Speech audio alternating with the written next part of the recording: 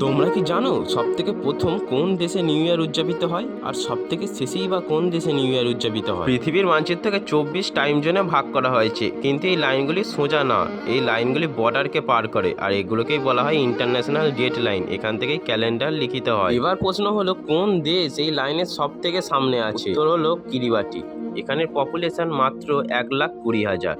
আর এই কিরিবাটির ব্যাপারে হয়তো অনেকেই জানে না। কিরিবাটির কিছু সিটি হলো বেনানা, প্যারিস, পোল্যান্ড, লন্ডন প্রভৃতি। আর এই কিরিবাটি প্রথম নিউ ইয়ারকে ওয়েলকাম করে। তারপরে নিউ ইয়ার চলে আসে নিউজিল্যান্ড, তারপর অস্ট্রেলিয়া, তারপর এশিয়া, তারপর ইউরোপ, তারপর আফ্রিকা, তারপর আমাদের আমেরিকা।